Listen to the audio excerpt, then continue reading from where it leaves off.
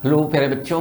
आज इस वीडियो में हम डिस्कस करेंगे कि जो आपका 8 जुलाई को सुनवाई है सुप्रीम कोर्ट में, उसमें क्या होने की चांसेस हैं, कितने संभावनाएं हैं कि पूरे भारतवर्ष में दोबारा से एग्ज़ाम कराया जाए और क्या प्रेजेंट में कंडीशंस दिखती नज़र आ रही हैं। देखिए, वैसे तो ऑब्वियस सी बात है कि जो सुप्रीम कोर्ट में जज साहब रहेंगे वो फैसला सुनाएंगे, वो सबको मानना है, लेकिन फिर भी एक पॉसिबिलिटी की बात की जा सकती है कि कितनी संभावना नज़र आती है या क्या पॉसिबिलिटीज़ हमको नज़र आती है। इस दौरान रिसेंट अपडेट आपको पता होगा कि 56 कैंडिडेट्स गुजरात के वो भी सुप्रीम कोर्ट पहुंच चुके हैं और उन्होंने रीनीट के अगेंस्ट पिटीशन डाली है। इसका मतलब वो नहीं चाहते हैं कि रीनीट हो, क्योंकि उनका मानना है कि हमने कई सालों तक तैयारी की और उसके बाद हम इस स्कोर तक पहुँचे हैं, हमने कहीं कोई बेईमानी नहीं की है, तो हम दोबारा एग्ज़ाम क्यों दें। इस तरह से एक पक्ष और दूसरा जो है अब यहाँ पर खड़ा हो गया है और इन सब की सुनवाई जो है वो 8 जुलाई को ही की गई है। कुल मिला के अब यहाँ पर दो हमारे पास में अपोजिट पक्ष हैं, एक जो रीनीट चाहता है और एक नहीं चाहता है। ठीक है, एक तो ये क्या क्या मतलब इस दौरान अपडेट हुआ है, जो भी प्रोसेस हमारा चल रहा था कोर्ट के अंदर, वहाँ ये एक तरह की पिटीशन और शामिल हो गई है।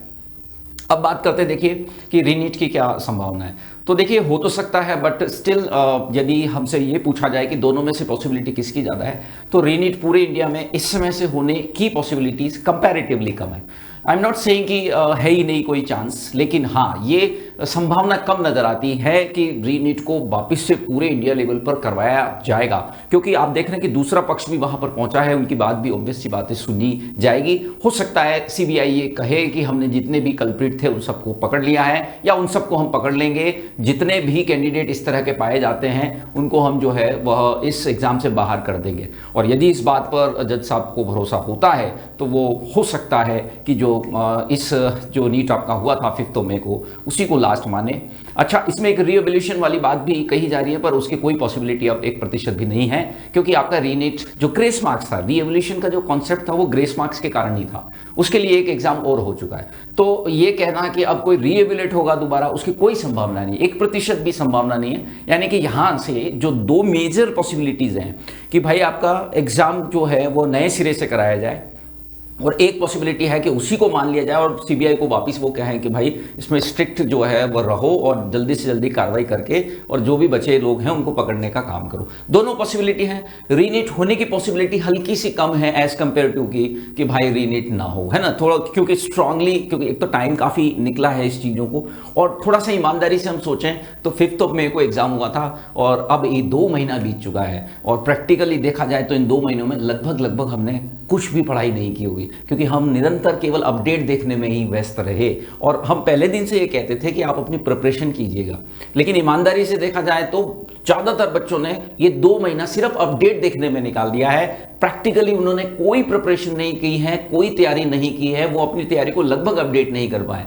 तो यदि रीनीट होता भी है तो कितना उसके अंदर उनको बेनिफिट होगा वो सोचने वाली बात है। तो अभी भी यहाँ से आप प्रिपरेशन तो खैर करते रहिए ही, ज़्यादा समय अब 8 जुलाई को नहीं है। हम निश्चित तौर पर, देखो, हम, मेरी व्यक्तिगत राय क्या, वो मैं आपको स्टार्टिंग में भी बोल चुका था, मैं हमेशा से ये मानता था कि पहला वाला एग्जाम रहने देना चाहिए था, जो भी दोषी थे उनको पकड़ते, सेकेंड एग्जाम ऑर्गेनाइज करा सकते थे, जिसको फर्स्ट, जो सेकंड दे रहा है उसका फर्स्ट कैंसिल कर सकते थे। ये एक पॉसिबिलिटी थी, क्योंकि आउट था वो तो सभी को मालूम था, लेकिन अब वो समय भी शायद निकल चुका है। बहुत ज़्यादा टाइम इसके अंदर इन्होंने निकाल दिया है। इवन 6 जुलाई से काउंसलिंग का प्रोसेस भी स्टार्ट होने को है।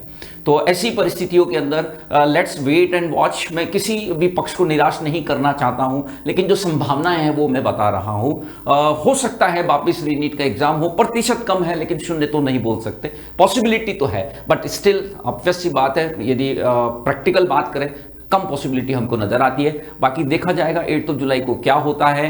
ये समय काफ़ी कठिन था जो कि निकला है, ऑब्वियस सी बात है। बहुत से बच्चे इस समय मेंटल ट्रॉमा की कंडीशन में रहे, परेशानी में रहे, लगातार जो है वह इस तरह के वीडियो को देखते रहना वो काफ़ी मेंटल प्रेशर डालने वाली चीज़ थी। तो एटलीस्ट उस प्रेशर से वो बाहर आएंगे और उम्मीद करते हैं कि कुछ ऐसा सोल्यूशन आए। मैं फिर से इस बात पर जोर दे रहा हूँ कि कुछ ऐसा सोल्यूशन आए जिससे किसी भी बच्चे के साथ अन्याय ना हो, हो, कोई सा भी पक्ष जो है वो निराश ना हो, ऐसे एक बेहतरीन डिसीजन की उम्मीद हम सुप्रीम कोर्ट से करेंगे। मेरी शुभकामनाएं हमेशा हर पक्ष के साथ है कि भाई जो आपके साथ यदि अन्याय हुआ है तो वह उसमें सुधार आए, उसके अंदर आपको अवसर मिले। मैं हमेशा इस बात का पक्षधर रहा हूं, पर लेट्स सी 8 जुलाई को क्या होता है। Good luck for the 8 July decision.